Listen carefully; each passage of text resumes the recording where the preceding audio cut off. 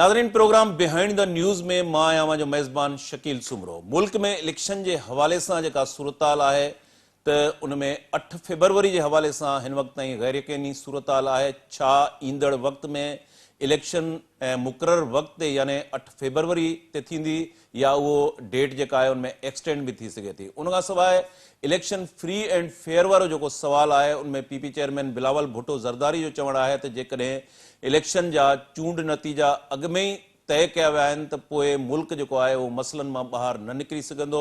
ऐं हिन वक़्तु बिलावल भुट्टो ज़रदारी मुल्क जे मुख़्तलिफ़ इलाक़नि में वञी करे आम जलसनि खे ख़िताब करे रहियो आहे। नवाज़ शरीफ़ ताज़ो बलोचिस्तान जो दौरो कयो। लाहौर में हू पंहिंजी पार्टी अॻुवाणनि सां लाॻीतो मुलाक़ातूं करे रहियो आहे। सिंध जे अंदरि सूरताल वञी कहिड़ी बीहंदी, छा पीपी जी मुखालफ़त में को वॾो ग्रैंड अलायंस जेको आहे वो नतीजा ॾेई सघंदो। अॼोके प्रोग्राम में पाण इन सॼी सूरताल ते ॻाल्हाईंदासूं। प्रोग्राम में असांखे ज्वाइन कयो आहे सीनियर सियासी अॻुवाण आहिनि, लेखक आहिनि अमानुल्लाह शेख साहब। कोयटा बलोचिस्तान में असांखे ज्वाइन किया है सीनियर साहब या सीनियर तज़िये निगार जावेद लांगा साहब। अमानुल्लाह शेख साहब, कीअं ॾिसो था मुल्क जी इलेक्शन के हवाले से सूरताल? छा इलेक्शन जेके आहिनि उहे 8 फरवरी ते ई थींदियूं? ऐं नंबर ॿी शइ त जेको Bilawal Bhutto Zardari free and fair जो इलेक्शन है उन ते जेके सवाल उथारियो है तो इलेक्शन जा नतीजा उन जो चवण है तो अॻुवाट तय करण की कोशिश थी रही है। छा चवंदव तव्हां इलेक्शन के हवाले से? शकील मेहरबानी। मां सम्झां थो पियो त मां ख़ुदि जेको आहे इलेक्शन जे बारे में गैर यकीनी सूरत हाल में बीठो आहियां। छो त जेका कुझु ॻाल्हियूं थियनि पियूं उन्हनि ॻाल्हियुनि मां इहा नथो सम्झ में अचे त का एॾी वॾी प्रोग्रेस थियण वारी आहे। ॿियो मसइलो आहे हिन मुल्क में जहिड़ा हाणे बिलावल भुट्टो ज़रदारी इशारो थो करे पियो त जेकॾहिं रिज़ल्ट अॻु में ठाहियूं आहिनि त रिज़ल्ट अॻु में ठाहियूं वेंदियूं आहिनि। ख़ुदि हे पाण उन रिज़ल्टनि जे ठाहिण जे नतीजे में इक़्तिदार में आया आहिनि। जॾहिं बि अपोज़िशन में ईंदा आहिनि त पोइ हिकदमि इन्हनि खे जमहूरियत बि यादि ईंदी आहे, जमहूरी उसूल बि यादि ईंदा आहिनि ऐं पंहिंजा हक़ बि यादि ईंदा आहिनि। हिकिड़ी जेकॾहिं हिन वक़्तु बिलावल जेको कैंपेन जे हवाले सां मुख़्तलिफ़ ज़िलनि में या KPK में या ॿियनि इलाइक़नि में थो वञे त इलेक्शन कैंपेन आहे, पर इन इलेक्शन कैंपेन में मंशूर हूंदो आहे। मंशूर हिननि वटि आहे ई कोन, मंशूर हिन वटि ताईं ॾिनो ई कोन अथऊं। हिन वक़्तु सूरत हाल इहा आहे त पाकिस्तान में जेके फेडरल पार्टीज़ आहिनि, पीपुल्स पार्टी आहे उनजो बेस सिंध ताईं, सिंध सां ॿाहिरि पीपुल्स पार्टी को बि कंहिं बि प्रोविंस में एॾो वॾो इफेक्ट असरु आहे ई कोन। मुस्लिम लीग नून आहे, मुस्लिम लीग नून जेको आहे उहो पंजाब में जेको आहे सो फिरे गिरे थी पई ऐं उन्हनि खे ज़हन में इहो वेठल आहे, जीअं राणा सनाउल्ला हाणे ताज़ो चयो आहे त असां पंजाब में 125 सीटूं खणंदासीं, हीअं कंदासीं, उहो कंदासीं। माना हू अॻु में ज़हन में ई मुस्लिम लीग वारा ठाहे वेठा आहिनि त असां पंजाब बेस्ड पार्टी आहियूं, असांखे पंजाब में सपोर्ट मिली त गवर्नमेंट पंजाब में बि ठाहींदासीं, इस्लामाबाद में ठाहींदासीं। इन सॼी सूरत हाल में हिन वक़्तु मियां नवाज़ शरीफ़ खे जेको बाप जे हवाले सां रिढनि जो धण हवाले कयो अथऊं, इहा ख़तरनाक सूरत हाल आहे। इहा ख़तरनाक ई सूरत हाल इहा आहे त उहो मुंहिंजो दोस्त चवंदो आहे लश्करी त असां त उते ई बीठा आहियूं, असांखे माण्हू छॾे था वञनि पिया। सो हीअ बि हुननि सां इहो मसइलो आहे त माण्हू त गॾु करे ॾियनि था नवाज़ शरीफ़ खे। नवाज़ शरीफ़ जो जेको माज़ी में स्टैंड रहियो, नवाज़ शरीफ़ उन खां बि पोइ हिते हटियो आहे।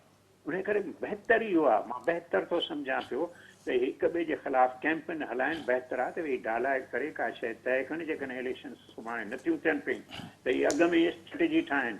हीअ स्ट्रेटजी ठाहिण जे बजाए हिक ॿिए जे ॻिचनि में हथ विझो बीठा आहिनि।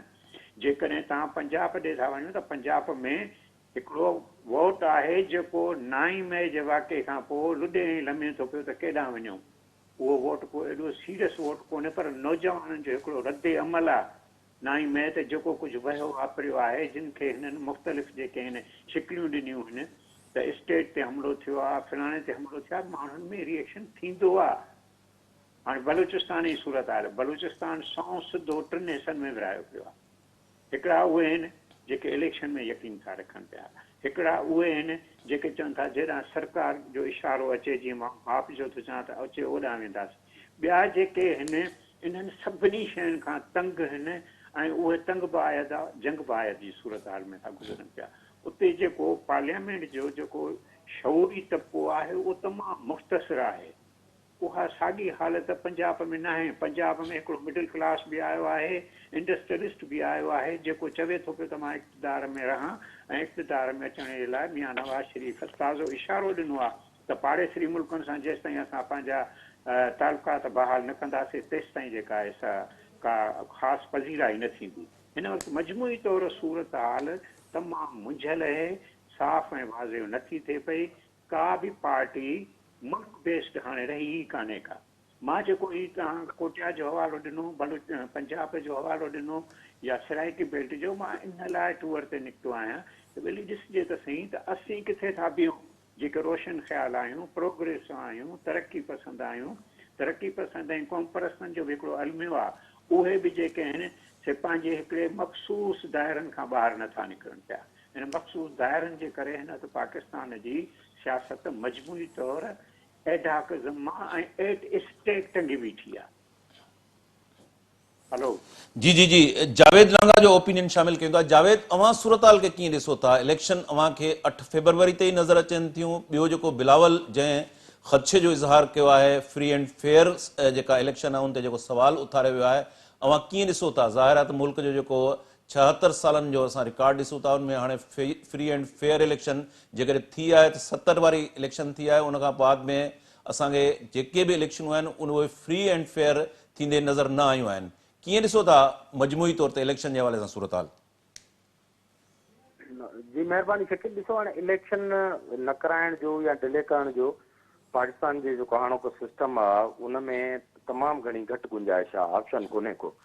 छाकाणि जो माज़ी में जेके ऑप्शन हुआ उहे एग्ज़ॉस्ट बि थी विया आहिनि, उन्हनि जा तमामु घणा उघरा नतीजा निकिता आहिनि। इन करे इलेक्शन खे बाईपास करणु या सबूताज करणु जेको आहे उहो हाणोके सिस्टम जे या हाणोकी एस्टेब्लिशमेंट जे एतिरो बस में कोन्हे को। छाकाणि त हिकु त जेका दुनिया खां ॾोकर था मिलनि पिया, पाकिस्तान हिकिड़े अहिड़े इकनॉमिक करंट में या केज 22 वारी सूरत हाल में आहे जिते घणनि तजुर्बनि जी गुंजाइश कान्हे का। तो इन करे इलेक्शन त मुंहिंजो ज़ाती जेको नाक़िस राय थी सघे थी, उन में इलेक्शन खे बाईपास करणु हाणे जेको आहे हिन सिस्टम जे वस में घणो कोन्हे को। छाकाणि जो जेको हिकिड़ो ख़तरनाक तजुर्बो थियो आहे उहो सफ़ा रिसेंट तजुर्बो आहे। उनजा अञा ताईं उन मां धुओं पियो थो निकिरे। उन सॼे तजुर्बे मां उनजा जेके आफ्टर शॉट्स आहिनि उहे पूरा न थिया आहिनि। त हिकिड़ो वरी ॿियो नओं तजुर्बो, इहो ज़ाहिर आहे तव्हां इलेक्शन जॾहिं टेम्परिंग कंदव त दिस आर दैट वे तव्हां जेको पॉलिटिकल सिस्टम आहे, डेमोक्रेटिक सिस्टम आहे, उन्हनि सां टकराइजण था वञो पिया। हिकिड़ी जेका पार्टी आहे उनखे तव्हां मस वञी किथे जेको आहे right size dispose of whatever तव्हां हुनखे चयो कयो आहे। जेकॾहिं इलेक्शन नथा कयो त वरी ॿी का पॉपुलर पार्टी तव्हां सां चिड़ी वेंदी। त हिन सिस्टम में मुंहिंजे ख़्याल में एतिरी गुंजाइश कोन्हे को जो एतिरियूं फॉल्ट लाइन्स जेको आहे हिकिड़े टाइम में खणी हले, जो जेके प्रोविंशियल आहिनि ग्रीवेंसिस उन्हनि खे बि एड्रेस करे, डेमोक्रेसी बि न हुजे, पैसा बि न हुजनि। त इहे इन जे मथां जेको आहे हिकिड़ा शक शुबा जो, छाकाणि माज़ी जा ॾंगियल आहिनि, इन करे हर वक़्तु इहा ॻाल्हि थिए थी। पर इलेक्शन जेका आहे उहा थींदे नज़र अचे थी। हा, ॿियो इशू पंहिंजी जाइ ते आहे जेको आहे लेवल प्लेइंग फील्ड वारो, उनखे एड्रेस करे सघिजे थो त उहा नज़र नथी अचे। उन में बि को हिकिड़ो सिलेक्टिव क़िस्म जो शायदि ओपिनियन आहे इस्टेब्लिशमेंट जो, छाकाणि त उन्हनि अॻु में जेके ग़लति कारियूं कयूं आहिनि या ग़लति तजुर्बा कया आहिनि, हाणे उन्हनि खे अंडू करण लाइ वरी कंहिं न कंहिं तरीक़े सां कंहिंखे फेवर ॾियणु था चाहिनि। त जेका इनजस्टिस माज़ी में थियो आहे उहो उनजो कफ़ारो अदा करण लाइ उतां ई उहा रांदि शुरू कजे या उतां ई उनखे गेम खे ॿीहर स्टार्ट कजे। त इहो बि बाहि जेको आहे डिफॉल्ट हिकिड़ो अहिड़े क़िस्म जो थी वेंदो असरअंदाज़ थियणु सिस्टम ते। बहितर ईअं आहे त पॉलिटिकल पार्टीज़ खे स्पेस ॾिजे, छॾे ॾिजे। जेके सूबाई पार्लियामेंट्री बोर्ड्स ऐं पार्टियूं आहिनि उहे बि मैदान में लहनि ऐं पंहिंजा पंहिंजा अलायंसिस ठाहिनि। हिकिड़ो नेचुरल जेको रस्तो आहे उहो इलेक्शन खे ऐं सिस्टम खे ॾिनो वञे, उहो पाण पैदा करे पॉलिटिशियन हुनखे डिसाइड कनि। मुंहिंजे ख़्याल में तमामु घणी घटि गुंजाइश आहे। पर पाकिस्तान जो सिस्टम आहे उन में फाइन ट्यूनिंग ऐं डप ऐं ख़ौफ़ जेके आहिनि उहे बायलैटरल आहिनि। पॉलिटिकल पार्टीज़ ख़ौफ़ज़दा आहिनि इस्टेब्लिशमेंट जे तजुर्बे मां। इस्टेब्लिशमेंट ख़ुदि ख़ौफ़ज़दा आहे पॉलिटिकल पार्टीज़ जे एब्सोल्यूट पावर ऐं उन्हनि जी जेका मुहिम जी आहे। त इहो म्यूचुअल हिकिड़ो ख़ौफ़ आहे ऐं उहो एसि ताईं ख़तमु न थींदो जेसि ताईं इन सॼे प्रोसेस खे हिकिड़ो नेचुरल जेको कोर्स या वहिकिरो नथो ॾिनो वञे ऐं कंहिं बि क़िस्म जो तजुर्बो जेको आहे उहो अॻु खां वधीक काउंटर प्रोडक्ट ऐं ख़तरनाक निकिरंदो पाकिस्तान में।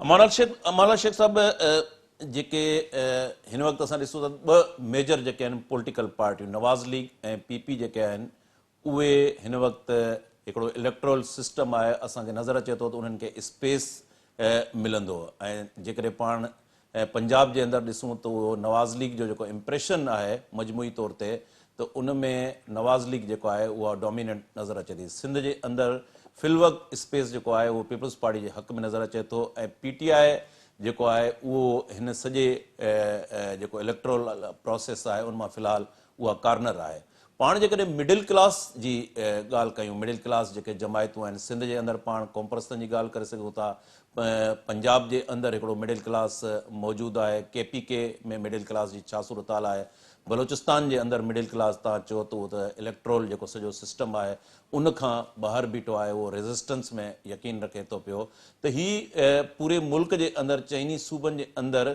मिडिल क्लास जूं जेके पार्टियूं आहिनि उहे इलेक्ट्रोल जेको सिस्टम आहे उहो तमामु घणो एक्सपेंसिव आहिनि उनखे अफोर्ड नथियूं करे सघनि उन जे लाइ जाइ निकिरी सघे थी या अवां सम्झो था त जेके मिडिल क्लास जूं जमायतूं आहिनि उन्हनि जे लाइ अञा उहो स्पेस मिलणु अञा उहो ॾुखियो आहे छाकाणि त जेके मेजर पॉलिटिकल पार्टियूं आहिनि सॼो जेको इलेक्ट्रोल सिस्टम आहे हाइब्रिड सिस्टम आहे उन्हनि जे लाइ स्पेस निकिरंदो रहियो आहे न शकील ॻाल्हि हीअं आहे त मिडिल क्लास जेको आहे मां जीअं तव्हां बि रिपीट कयो मां बि रिपीट कयां थो त मिडिल क्लास पंजाब में हिकिड़ी मज़बूत पोज़ीशन में बीठो आहे सिंध में मिडिल क्लास अञा लोॾनि लमनि में आहे उहो मिडिल क्लास हमेशह थींदो आहे तव्हांजे सिविल सोसाइटीअ में वॾनि शहरनि में पैदा थींदो आहे सिंधी माण्हू पहिरियों दफ़ो तारीख़ में तक़रीबन ॿ ॾहाकनि खां कराचीअ खे हैदराबाद खे या वॾनि शहरनि खे ओन करणु शुरू कया हाणे उते मिडिल क्लास अञा लोॾनि लमनि में आहे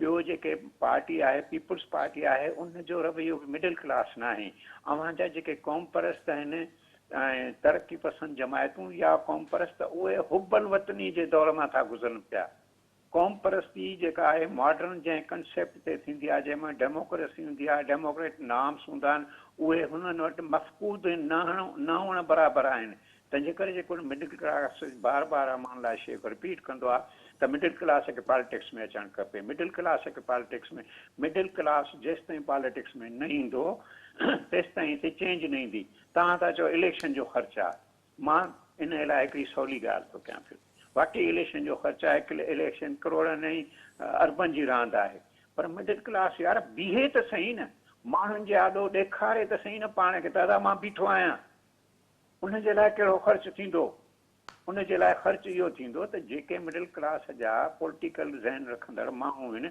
उहे जिते किथे बीहजी वञनि भले 500 वोट मिलनि 5000 वोट मिलनि उन में छा थींदो त मुंहिंजी इहा कैलकुलेशन आहे त ही जेकॾहिं इलेक्शन थी वेंदियूं त बि ही कंहिं बि हालत में नेशनल गवर्नमेंट ठाहींदा पीपुल्स पार्टी जेको हुननि खां हिसो थी घुरे पई उहो हिसो वधीक थी घुरे पई ऐं बिलावल भुट्टो पाण खे थो चए त मां मुल्क जो वज़ीर आज़म थियां हिननि सभिनी पोड़नि खे कढो इहा कहिड़ी फिनामीन आहे इहा त अनडेमोक्रेटिक फिनामीन आहे तंहिंजे करे अचूं था मिडिल क्लास खे जेकॾहिं माण्हू हिन वक़्तु सिंध जो माण्हू सख़्तु बेज़ारीअ जी हालत में आहे पीपुल्स पार्टी 15 सालनि जी कारकर्दगीअ वधीक जेको आहे नुक़सानु पहुचायो आहे पर माण्हू वटि मसइलो आहे माण्हू तव्हां खां असां खां थोरो वधीक ज़हीन आहे उहो त चए थो मुतबादिल किथे आहे मुतबादिल कहिड़ो बीठो आहे त बाबा अॻ में तव्हां थियो न त मुतबादिल असीं आहियूं बीठा आहियूं उन खां पोइ जेका चवां थो त नेशनल गवर्नमेंट ठहंदी नेशनल गवर्नमेंट खां पोइ हिन मुल्क जे वायुमंडल में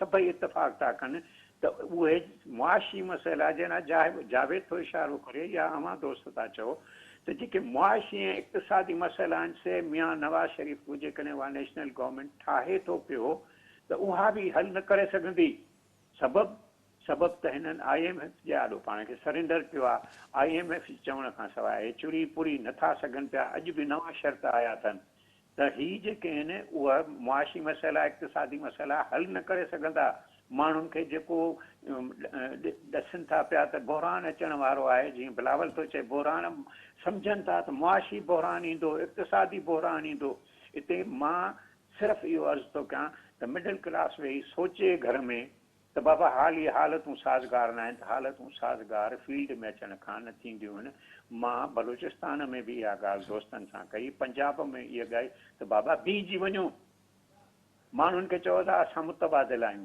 असां तव्हां गुरपैदल आहियूं, माण्हू ॿुधनि त सही त बाबा ही माण्हू बीठो आहे, भली हुनखे 500 वोट मिलनि। असुल में असां जेके आहियूं असांजी प्लैनिंग त इलेक्शन खां पोइ शुरू थियणी आहे, त हिन मुल्क खे असां डील कीअं करे था सघूं, हीअ फेडरेशन कहिड़े नमूने सस्टेनेबल थी सघे पई। अॼु जी जेको आहे अख़बार में मूं पढ़ियो आहे त मियां नवाज़ शरीफ़ जी कमेटी सोचे थी पई त अरिड़हीं तरमीम में कुझु अहिड़ियूं शयूं आहिनि जेके असांखे पंहिंजो फिनेंस जो कंट्रोल जेको आहे इस्लामाबाद जो, आई मीन टू से इस्लामाबाद जो कंट्रोल आहे, उनखे रिलीफ कीअं कजे, रिलीज़ उनखे कीअं कजे। छो सम्झनि था पिया त ईंदड़ इक़्तिसादी मुआशी बहरान जेको आहे उन सां मुंहुं न ॾेई सघंदासीं, तंहिंजे करे फेडरेटिंग यूनिट्स जा हिसा घटायूं ऐं उन जेको आहे नुक़सान खे पूरो कयूं। ॾाढी ख़तरनाक सूरत हाल आहे। उन ख़तरनाक सूरत हाल में मां इन राय जो आहियां त बाबा बीहजी वञो, भली 5 वोट मिलनि, अदा घटि में घटि सुभाणे माण्हुनि सां ॻाल्हाइण जी पोज़ीशन में ईंदासीं। जावेद जावेद जावेद ॾानू था। जावेद, अवां कीअं ॾिसो था मिडिल क्लास जी जेका पॉलिटिक्स आहे बलोचिस्तान जो, जेकॾहिं असां खणी मिसाल वठूं त नेशनल पार्टी जी सूरत में असांखे मिडिल क्लास नज़र अचे थो। मिडिल क्लास उते गवर्नमेंट में बि रहिया आहिनि मालिक बलोच जी सूरत में। मजमूई तौर ते बलोचिस्तान ऐं पूरे मुल्क जे अंदरि मिडिल क्लास जी पॉलिटिक्स खे अवां कीअं ॾिसो था? ॾिसो, बलूचिस्तान जो जेको मिडिल क्लास आहे या जेको डिफरेंट फ्रॉम जेके वफ़ाक़ी पार्टियूं आहिनि उनखां उहे समूरा नेशनलिस्ट आहिनि। नेशनल पार्टी आहे, BNP मैंगल आहे, जमहूरी वतन पार्टी आहे, या ॿिया ग्रुप पश्तूनख्वा अवामी वाली पार्टी आहे, या ANP जा जेके सेगमेंट्स आहिनि उहे आहिनि, ऐं ॿिए तरफ़ जेके मौलवी साहिब आहिनि जेके सूबाई पॉलिटिक्स था कनि पिया। पर इहे उहे सभु माण्हू आहिनि जिन बलूचिस्तान जो सूबो ठाहिण खां वठी 70s खां वठी सिस्टम जो हिसो रहिया आहिनि, ऐं कंहिं न कंहिं तरीक़े सां उन्हनि इलेक्शन में इलेक्ट्रल सिस्टम में हिसो बि वरितो आहे, ऐं पंहिंजा बुनियाद बि उहे ॾिना आहिनि जेके इलेक्ट्रल पॉलिटिक्स जी ज़रूरत हूंदो आहे। अनफॉर्चुनेटली सिंध में उनजे उपतड़ पीपल्स पार्टी खां सवाइ का बि नेशनलिस्टनि जी अहिड़ी तंज़ीम न आहे जन सिंधगीर अहिड़ो स्ट्रक्चर ॾिनो हुजे या जेको तरीक़ो आहे पार्लियामेंट वारो उहो एडॉप्ट करे, उहा स्ट्रेटजी उन्हनि वरिती हुजे जंहिं लाइ, छाकाणि जो जेका पॉपुलर पॉलिटिक्स आहे, जेका नेशनलिस्ट पॉलिटिक्स आहे, जेका इशूज़ ते सेंटीमेंट्स ते नारनि ते हलंदी आहे, उहा ऑल्टोगेदर डिफरेंट आहे। ऐं इलेक्शन जी इलेक्ट्रल पॉलिटिक्स कॉन्स्टिट्यूएंसी जी हेठां खां वठी यूनियन काउंसिल खां उनजी तयारी एंटायरली डिफरेंट आहे। इन करे सिंध जो जेको मिडिल क्लास जो, जीअं अमान साहब हींअर ॻाल्हि कई, उहो फार्म न थियणु उनजी वॾी ॻाल्हि इहा आहे त नेशनलिस्ट जेको सिंध जो आहे उहो वोट जे अगेंस्ट रहियो आहे, ऐं जेके पार्टियूं इलेक्शन में हिसो वठंदियूं आहिनि उहे पीपल्स पार्टी ॾांहुं उनजी कारकर्दगी ऐं ॿियनि समूरनि मसइलनि सां गॾु जेका नेशनलिस्टनि जी जेका गर्ज आहे या राइवलरी आहे हिस्टोरिकल, उहा इहा बि आहे त पीपल्स पार्टी खे हू जेको आहे सो सिंध जे बल्कि कंहिं हंधि ताईं त वोट में हिसो वठणु सिंध जी नेशनलिस्ट पॉलिटिक्स घणे वॾे अरसे ताईं उनखे क्राइम सम्झंदी रही आहे। हाणे तव्हां इन डिफरेंस खे सम्झो त सिंध ऐं बलूचिस्तान में इहो जेको डिफरेंस आहे इहो सिग्निफिकेंट आहे। उनजे उपतड़ बलूचिस्तान में इहे जेके मिडिल क्लास जी पार्टियूं आहिनि इन्हनि वटि इनरोड्स आहिनि। बिज़नजो साहब जे ज़माने खां वठी उन्हनि इलेक्शन जी सिख्या वरिती आहे ऐं उहे इलेक्शन खेॾी था वञनि, करे था वञनि हिते वफ़ाक़ी पार्टियुनि जे मुक़ाबले में। त बलूचिस्तान में इन माहौल ते सिंध जे भेट में हौसला अफ़ज़ा सूरत हाल आहे त उते हिकिड़ो जेको अदरवाइज़ आहे, ॿियो आवाज़ आहे, उहो मौजूदु आहे ऐं उहो पार्लियामेंट में बि अचे थो। ऐं बलूचिस्तान साहिल ऐं वसाइल जा जेके इशूज़ आहिनि ऐं जेके फॉल्ट लाइन्स आहिनि पाकिस्तान में, जेको फेडरेशन जा जेके तज़ाद आहिनि, उहे किथे न किथे एड्रेस थियनि पिया। सो हिन दफ़े बि उहे पार्टियूं तव्हांखे नज़र ईंदियूं कंहिं न कंहिं अलायंस में, कंहिं न कंहिं सूरत में उहे ग्राउंड जेके आहिनि उहे पंहिंजे लाइ जेको आहे ठाहींदियूं।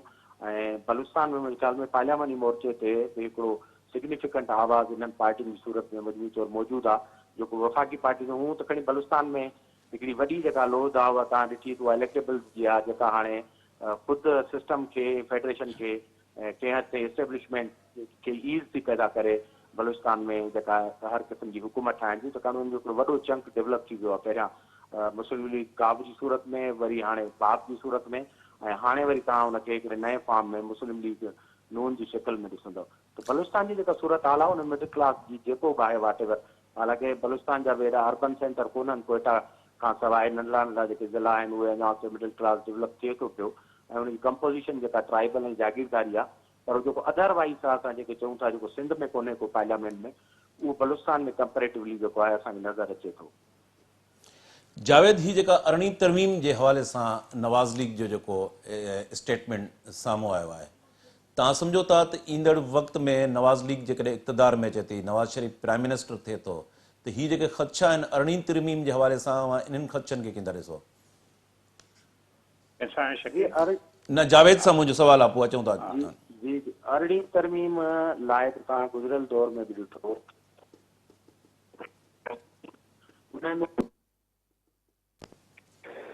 पसंदगी इज़हार कयो वियो ऐं ओपनली चयो वियो जिन खे रिव्यू करणु घुरिजे, छाकाणि त हिन वफ़ाक़ जा अख़्तियार जेके आहिनि फाइनेंशियल फिस्कल स्पेस आहे उहा घटाए छॾी आहे।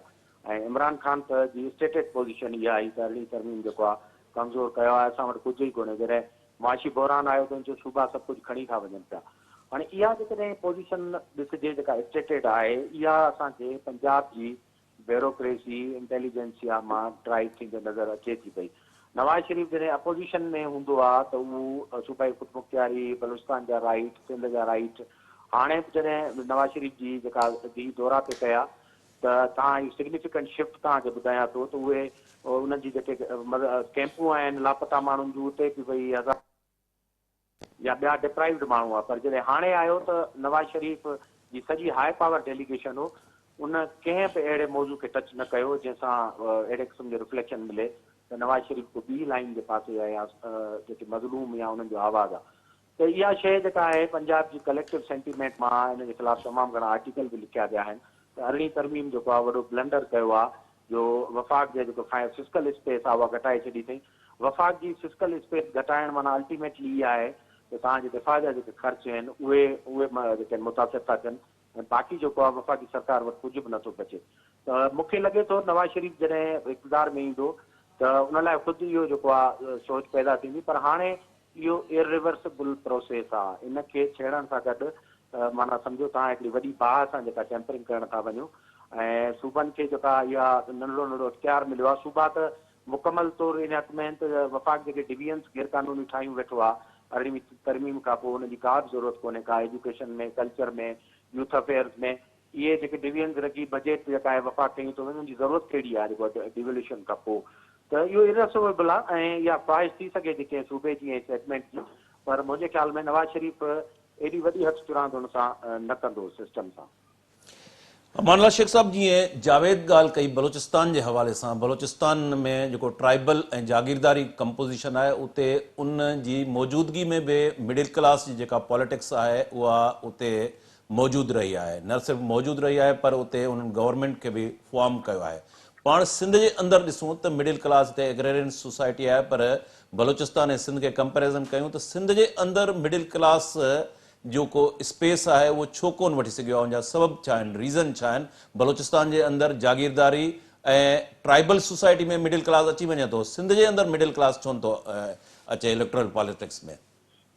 अच्छा, इहो बहरान असां वटि पैदा थियो 1974 में, जॾहिं असां कोशिशि कई त हिते जेको आहे सिंध में अवामी लीग टाइप का पॉलिटिकल पार्टी ठहे जेका माण्हुनि खे रुजू करे वोट जे लाइ, पार्लियामेंट एंड पॉलिटिक्स जे लाइ।